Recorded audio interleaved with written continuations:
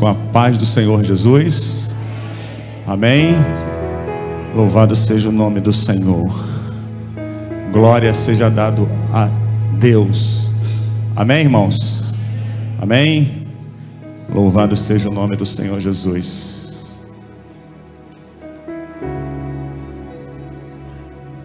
Aleluias. Estamos aqui nesta noite, uma vez mais, para glorificar o nome do Senhor Jesus. Amém? Aleluias.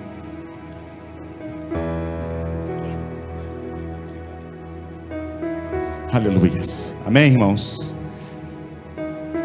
Feliz por nesta noite de mais um culto ao Senhor, de mais uma oportunidade de estarmos na casa do Senhor. E eu tenho certeza absoluta que o Espírito Santo de Deus, Ele se faz presente no nosso meio. Amém?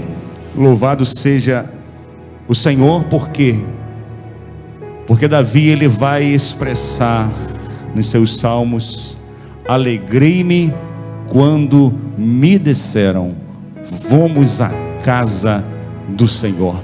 Você pode dizer para o seu irmão que está do seu lado aí: nós estamos no lugar certo. Aleluia, nós estamos no lugar certo. Aleluia. Você pode aplaudir ao Senhor por isso? Aleluias. Irmãos, eu gostaria que você abrisse a palavra de Deus, sem mais delongas, em Atos dos Apóstolos, capítulo de número 9. Aleluia. Irmão Rômulo, por gentileza. Atos dos Apóstolos, capítulo de número 9.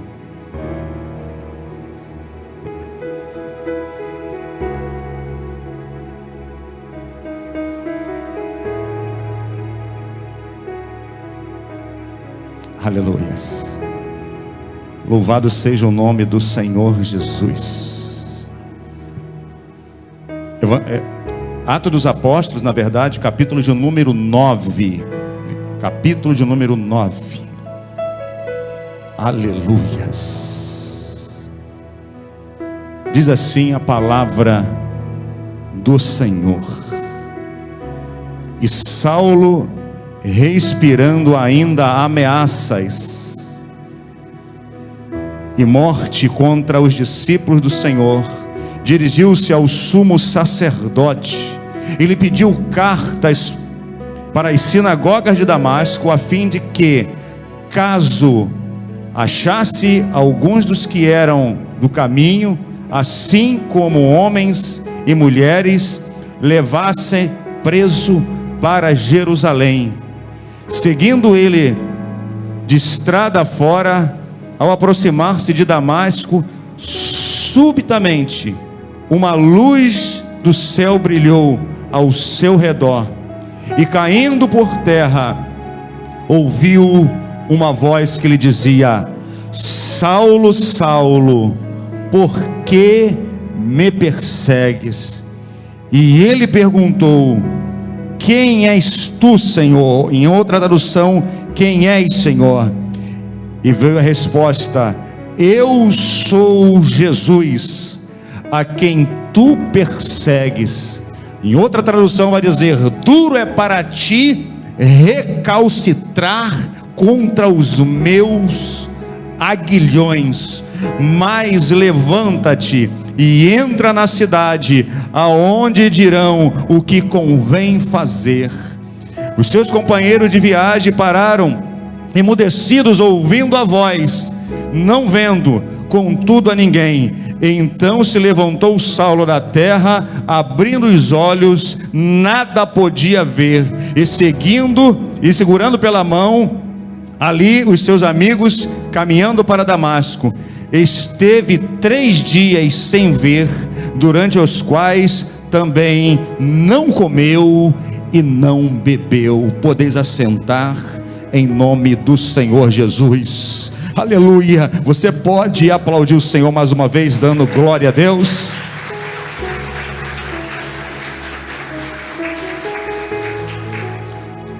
Gostaria de agradecer, antes de entrar no sermão de hoje, A todos os amigos que nos visitam nesta noite com carinho da educação, que o Senhor Jesus possa abençoar ricamente a sua casa, a sua família, e eu tenho certeza que você veio aqui e que o Espírito Santo de Deus está falando com você.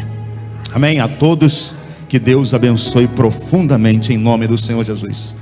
Amados irmãos e amigos, quando nós lemos Atos dos Apóstolos, nós vemos que o mesmo autor que escrevera o Evangelho de Lucas, o médico, foi o mesmo a qual também redigiu, a qual compilou ali os primeiros acontecimentos da igreja primitiva. Quando nós olhamos para Atos, nós vemos ali o final de Lucas e o começo da igreja. E quando a gente olha para o texto de Atos, nós ficamos maravilhados pelaquilo que o Espírito Santo começou a fazer.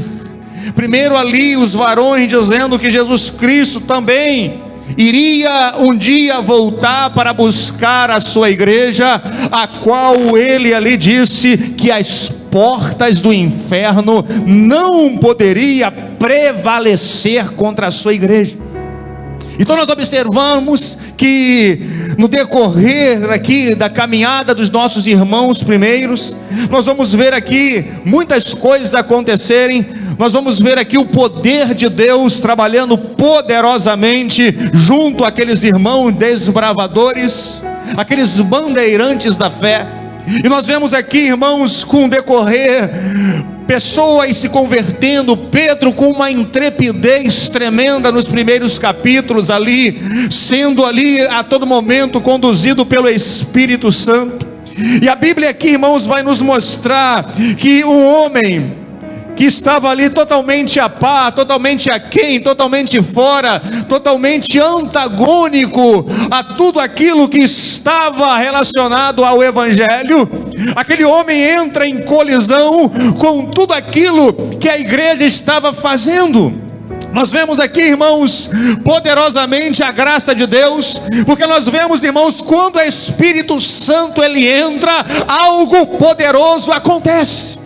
Quando o Espírito Santo chega, algo tem que acontecer, seja na casa, seja na família, aonde ele chega, algo sobrenatural acontece. E nós vemos aqui, irmãos, quando chega no capítulo de número 9, precisamente o texto que nós aqui acabamos de ler, nós vemos um homem com o coração turbado. Nós vemos um homem querendo a todo momento mostrar serviço. Nós vemos um homem poliglota, cheio de ensinamento judeu. Nós vemos um homem também cheio de ensinamento pretoriano, romano, porque ele também tinha dupla cidadania. E ali ele cheio de ira no coração. No capítulo de número 8 nós vamos ver que ele participa da morte do diácono, do evangelista chamado Estevão. Ali ele toma ali como assunto ali para que aqueles apedrejassem aquele servo de Deus. Irmãos, como nós vamos ver no capítulo de número 9, eu quero que os irmãos entendam que quando Deus chama, ninguém, nem mesmo ele, nem mesmo ela, pode impedir o chamado de Deus. Aquele homem estava programado para tirar vidas dos cristãos. Aquele homem estava preparado para aniquilar tudo aquilo que é chamado igreja cristã no início do primeiro século. Mas o que ele não sabia é que ele também era um vaso escolhido nas mãos de Deus. Você pode levantar as mãos em nome de Jesus. Aleluia. Você pode profetizar para o seu irmão que está do seu lado e dizer para ele assim: você também é um vaso escolhido de Deus.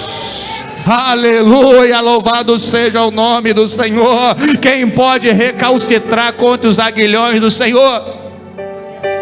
Oh Deus Todo-Poderoso. Nós vemos esse homem aqui cheio de autoridade, cheio de si. cheio de argumento, um homem poliglota, um homem estudado, um homem que ali se debruçou aos pés um dos maiores sábios, um dos maiores fariseus que tinha ali na sinagoga, chamado Gamaliel, fazia parte do Sinédrio. E ali ele foi sendo traduzido, ele foi sendo observado, ele foi sendo cuidado, ele foi sendo discipulado por um homem muito estudioso, que tinha muita autoridade no Sinédrio. Todavia, irmãos, ele não sabia que Deus estava preparando ali o Saulo, o grande Saulo, para a obra ministerial que tinha para a vida dele. Mal sabe ele que ele indo para Damasco pegar autorizações para prender tanto homens quanto mulheres que se chamavam cristãos no primeiro século, para prender e levar para Jerusalém. Mal sabia ele que o destino dele, ou seja, a vida dele, estava traçada naquele caminho. A pergunta que eu faço, irmãos: nós estamos traçados também pelo Pai, através do Senhor Jesus. Quando nós olhamos aqui, nós vamos ver que ele, naquele momento,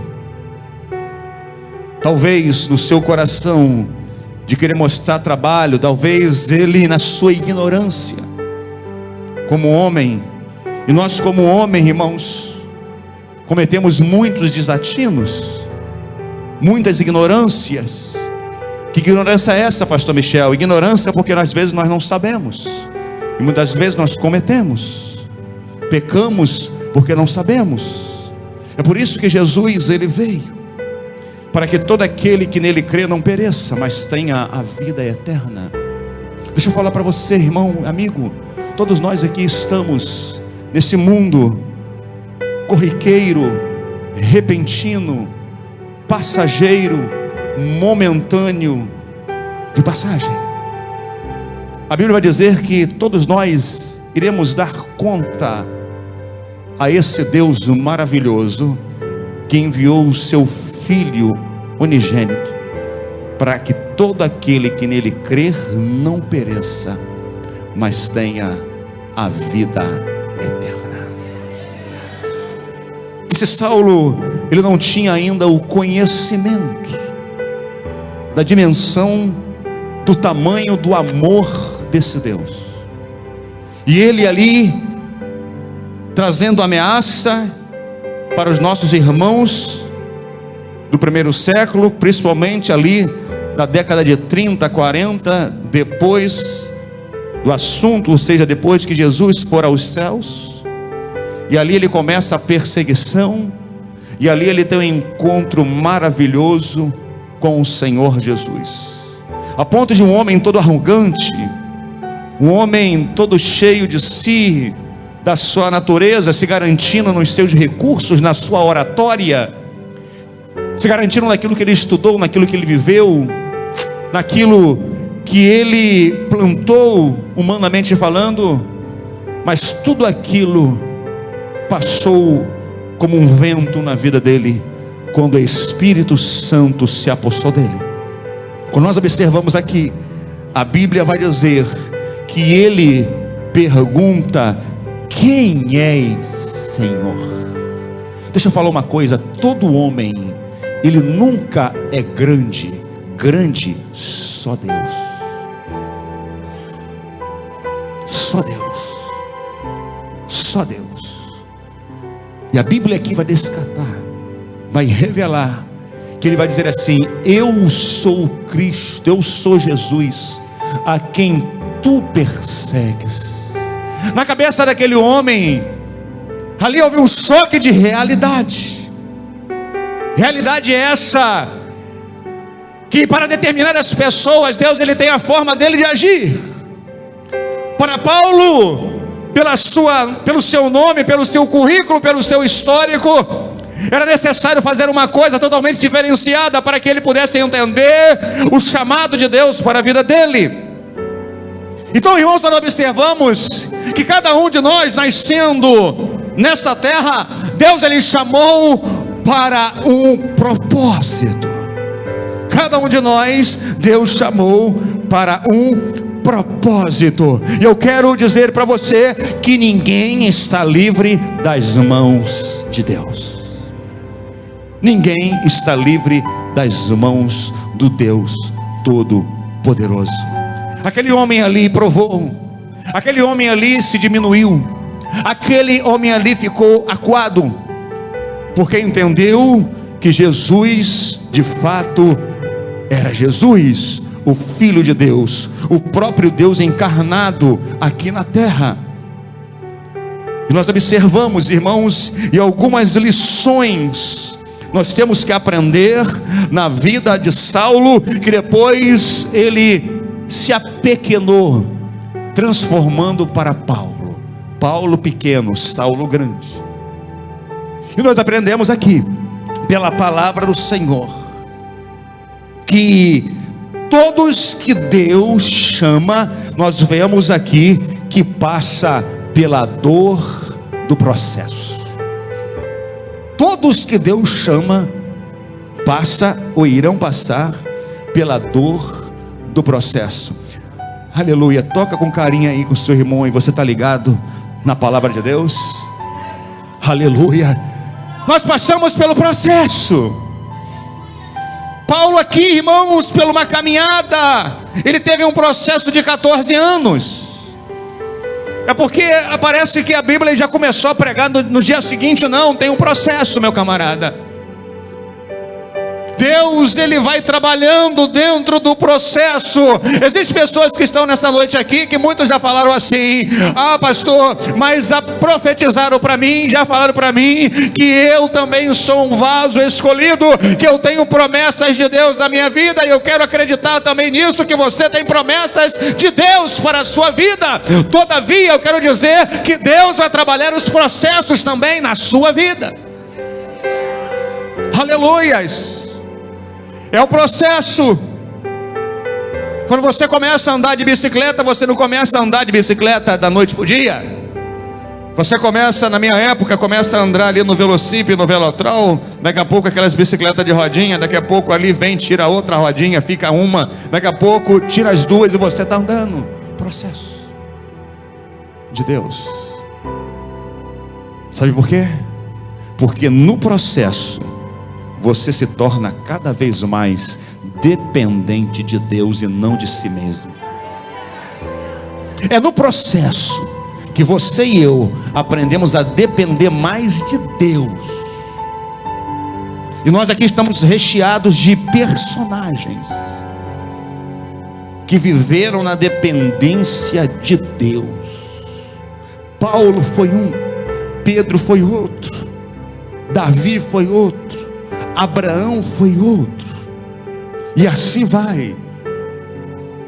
Abraão, ele foi mais intenso, porque depois da sua velhice, ainda ele acreditava na promessa de Deus, mesmo ele sendo velho. É ruim, meu irmão, quando está passando a idade, e aí vem as coisas na mente: será que Deus se enganou? Fala para o seu irmão aí: Deus não se engana. Aleluia, a promessa dele se cumpre naquele que obedece o processo, aquele que obedece o chamado. Eis-me aqui, envia-me a mim. Aprenda a respeitar o processo na obediência. Depois de 13 anos, depois do garoto já crescido, adolescente, Deus, ele chega e fala assim: vou ver se esse cabra aí, ele me ama, ou ele ama as minhas bênçãos. Porque existem pessoas que amam mais as bênçãos de Deus do que o próprio Deus a bênção. E existe coisa na sua vida que é bênção, mas Deus vai te provar lá. Deus, ele vai catucar lá, para ver se realmente você ama Ele ou ama as bênçãos dele. Eu quero dizer que o Deus da bênção é mais importante do que a bênção de Deus. Muito mais importante. Porque quando você tem Deus, você tem a bênção. Mas nem quando você tem as bênçãos, você pode deixar Deus depois das bênçãos. perfeitamente possível. Depois da bênção eu esqueço Deus, depois da bênção eu deserto do chamado, eu deserto do propósito, e Satanás, ele se aproveita disso. Abraão, mesmo ali na fidelidade, ele vai dizer: Abraão, não levante o cutelo, porque eu sei que você me ama, Abraão. O segredo do chamado e do processo dele, o meu chamado e o seu chamado não pode ser maior do que o Deus que te chamou. Existem pessoas que estão muito, às vezes, panzinado, cheio do ministério, mas vazios de Deus. Aleluias. E quando você tem Deus e conhece o processo, você desce mais ainda. João Batista, ele sabia disso. Ele vai olhar para o seu primo mais novo há 7 meses, e vai olhar assim: olhe a raça de víboras, convertei os seus corações, os seus caminhos tortuosos.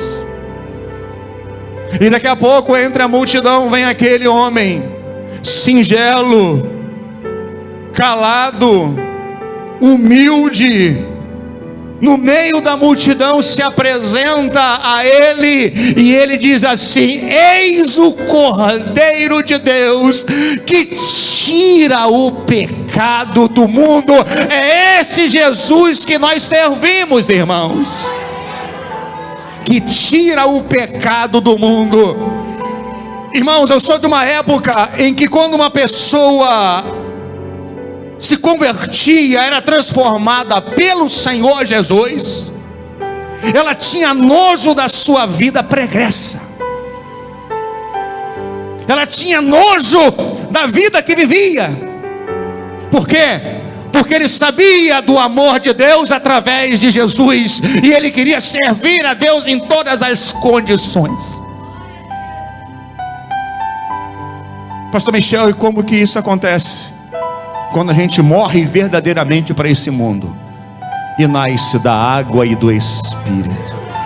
Aleluia! Tem que nascer da água e do Espírito Santo de Deus. Nicodemos era um religioso.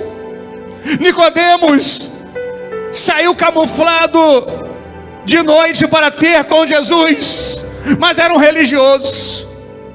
O religioso se preocupa com as pessoas,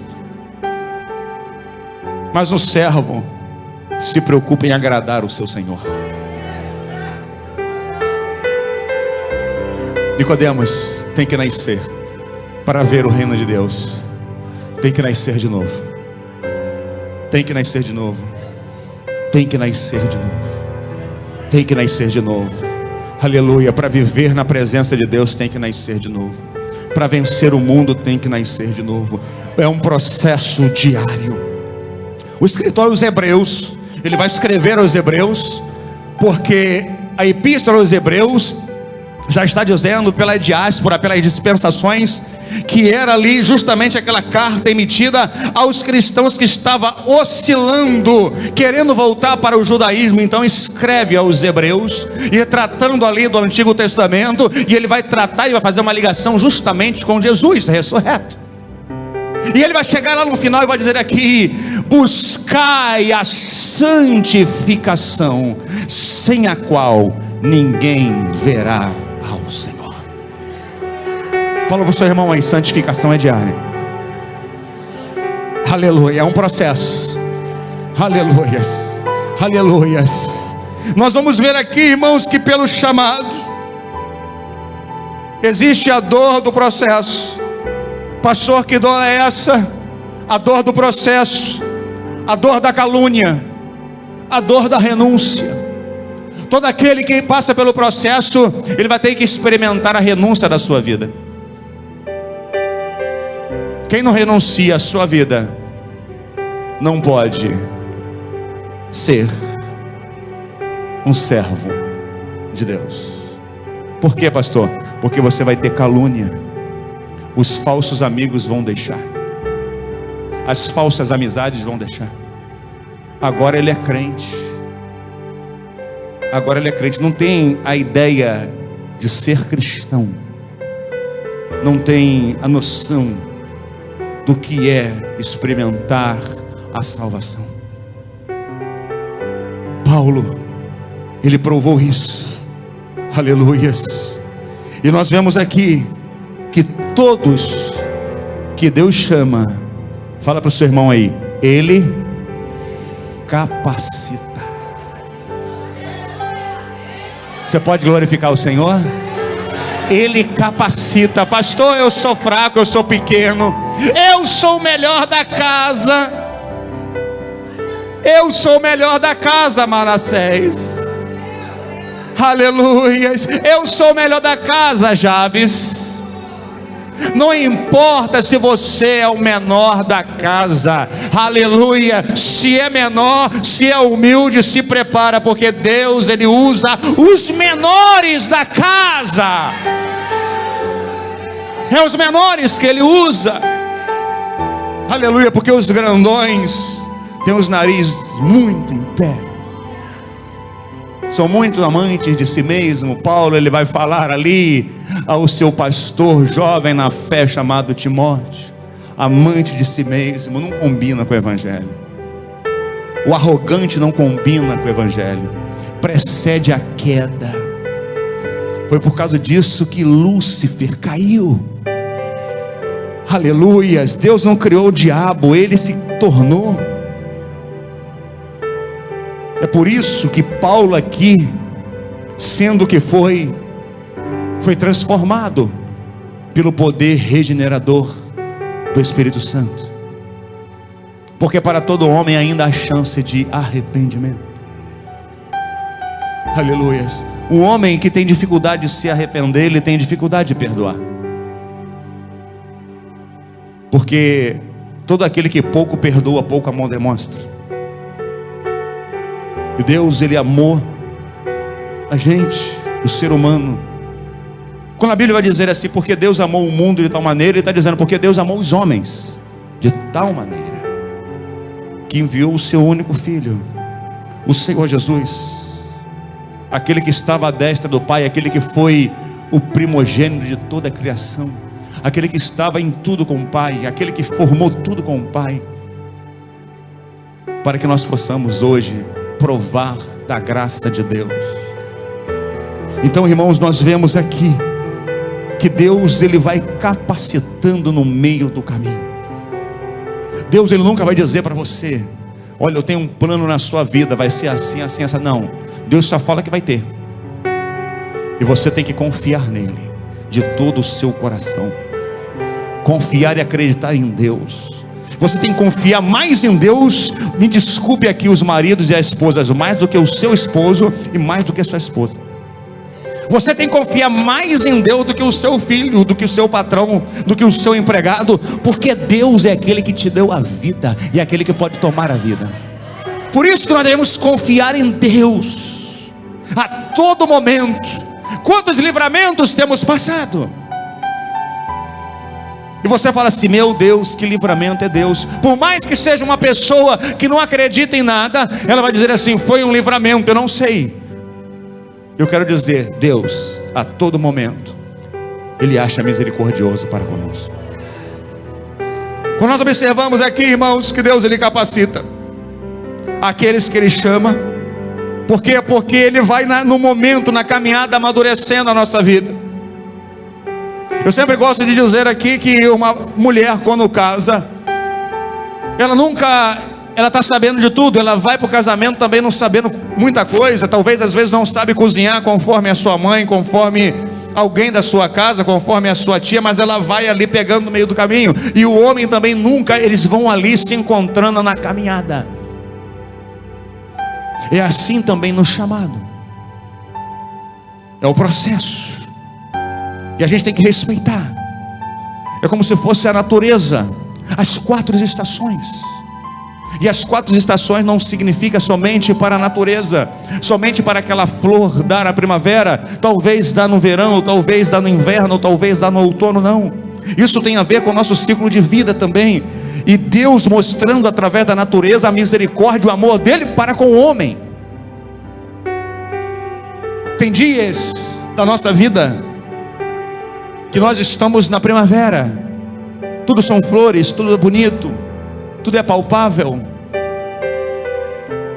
Tem dias na nossa vida que está no verão, no outono, mas também tem dias que está no inverno.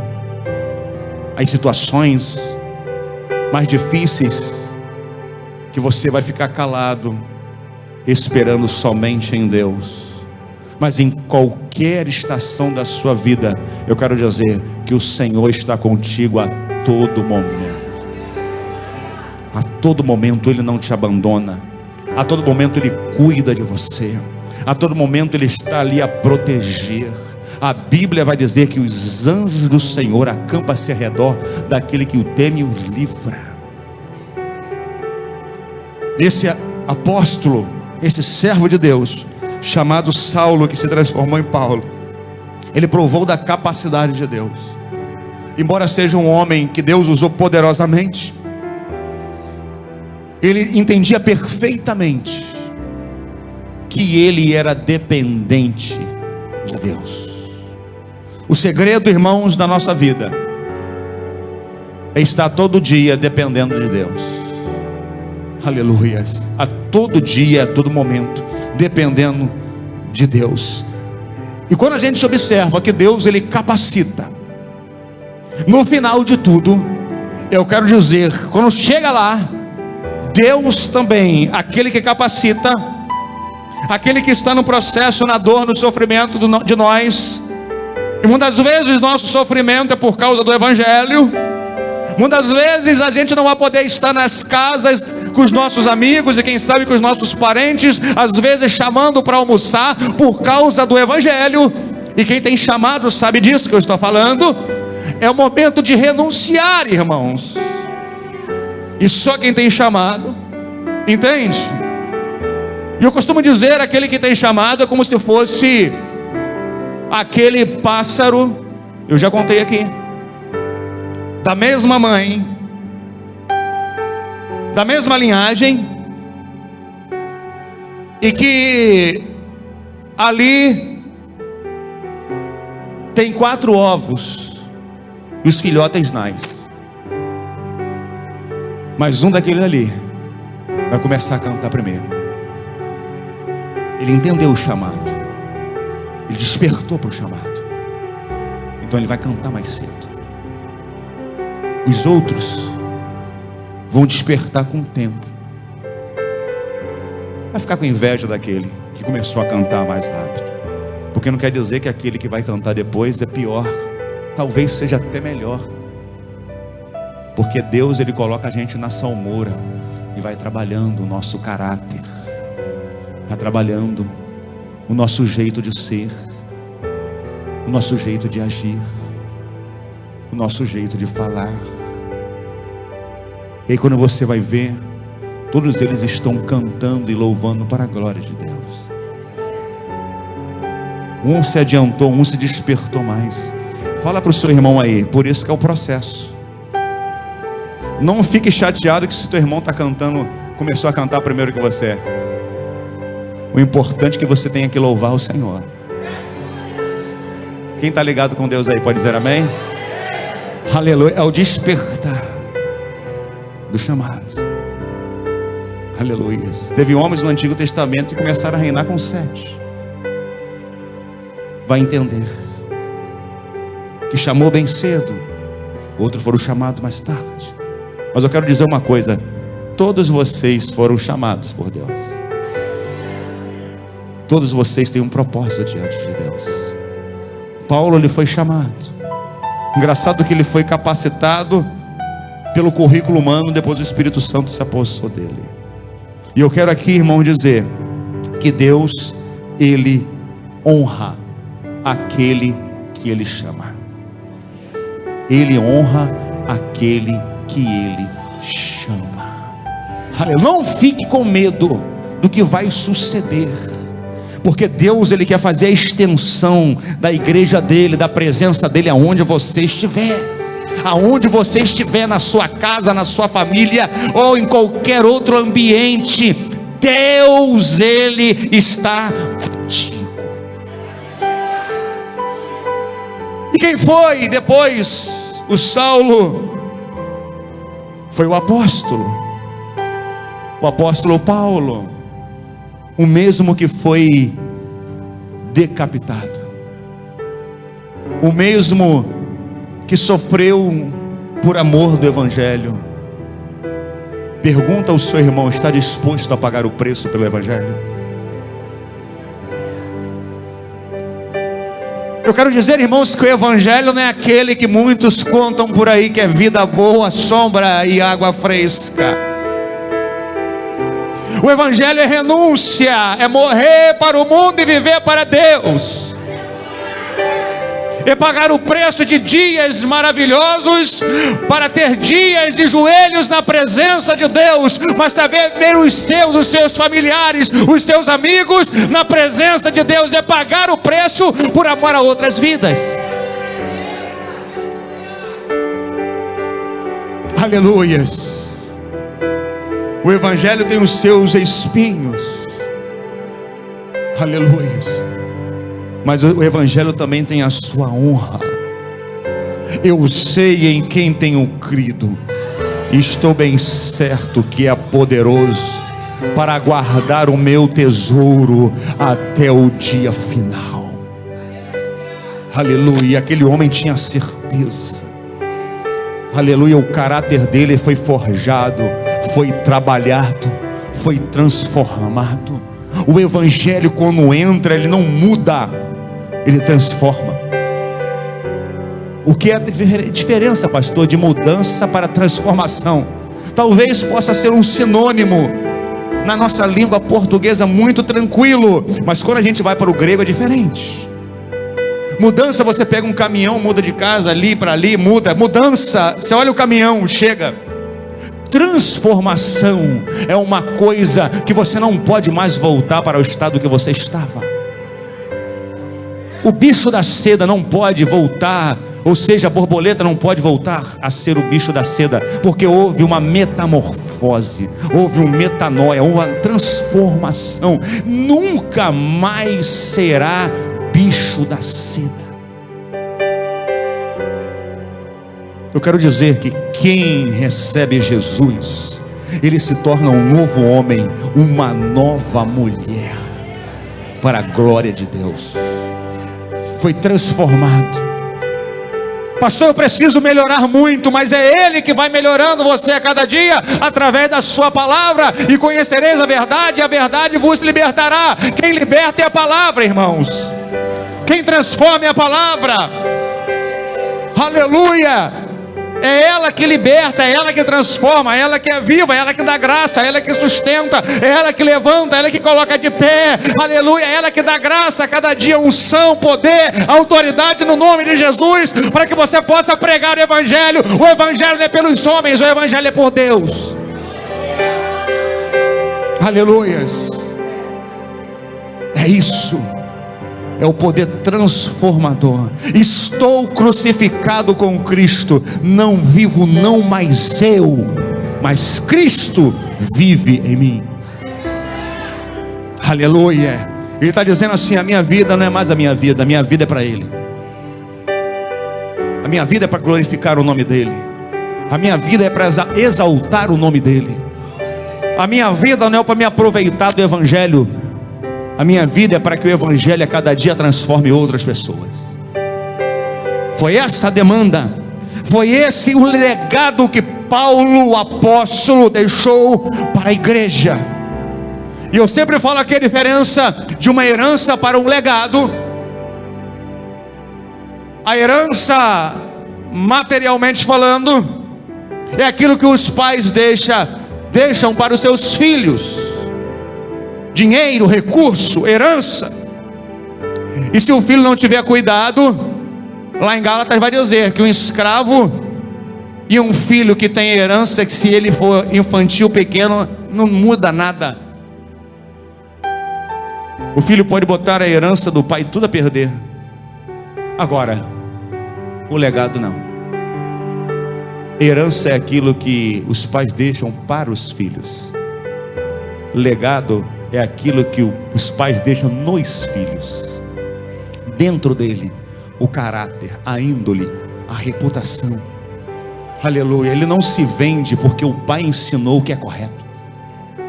Ele não se vende porque ele sabe que o Espírito Santo de Deus está na vida dele.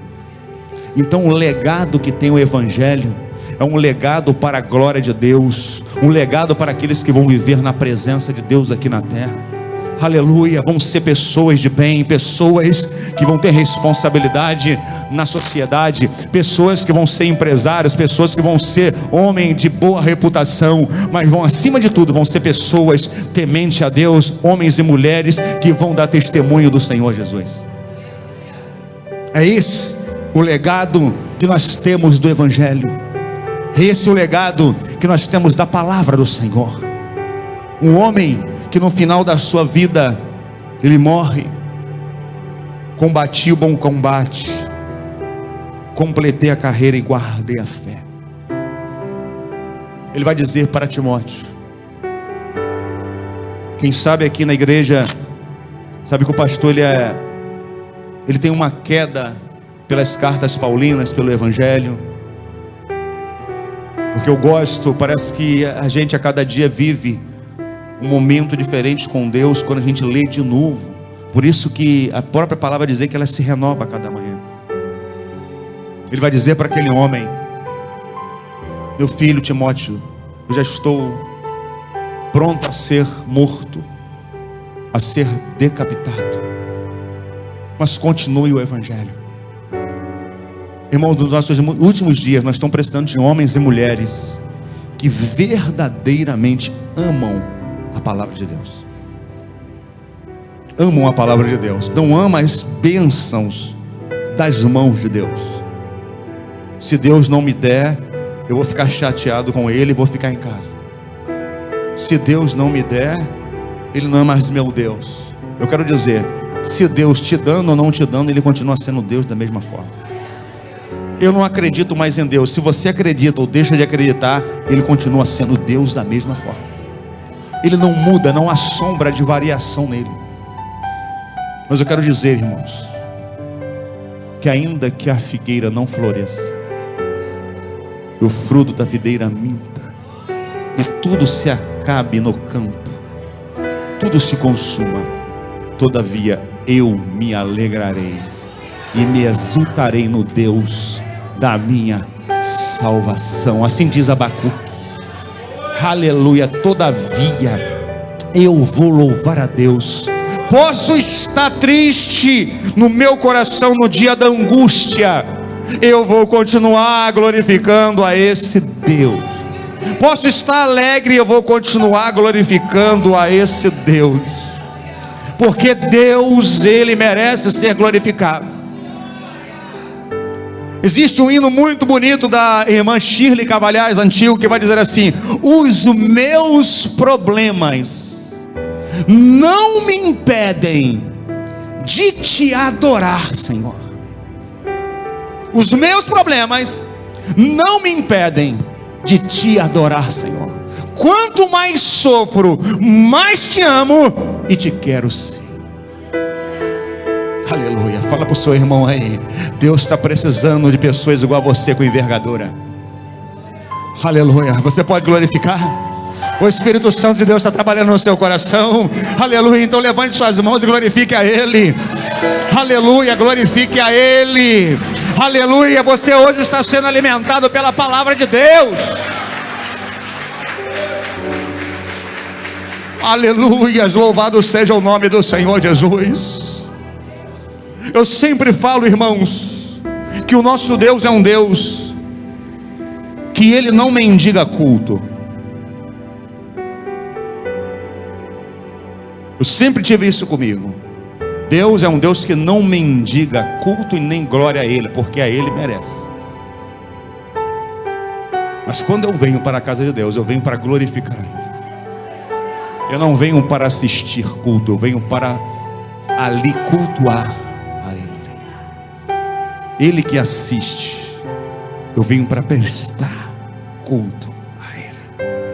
porque Ele, nessa hora, está sentado no seu alto e sublime trono.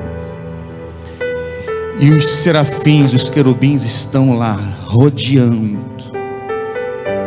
ali, e Ele entronizado, e os anjos ali, dizendo que Ele é santo, santo, santo, santo, santo, santo, santo é o Senhor, santo, santo, santo, santo. Eles estão dizendo a toda hora, eles não se cansam, eles estão dizendo a todo momento que o Senhor é santo, aleluia. Ele vai dizer: a terra está cheia da sua glória.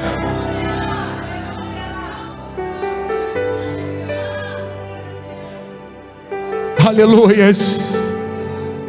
Pergunta ao seu irmão aí para terminar: você quer cantar no coral de Deus? Quem pode dizer amém aí? Amém. Dois corais que vai existir lá, que eu pelo menos entendo. O coral da criação. O coral da criação vai estar você, eu, aqueles que você vai ganhar para o Senhor Jesus pela fé. Aleluia, aqueles que você vai profetizar vida e vão vir para a casa de Deus. Esse é o coral da criação. Aleluia. Que vai estar cantando: santo, santo, santo, santo é o Senhor dos exércitos. E vai ter o coral da redenção. O coral da redenção, os anjos vão parar. O coral dos remidos, eles vão parar, porque os anjos não foram remidos pelo sangue de Jesus. Agora você foi remido pelo sangue do Senhor Jesus.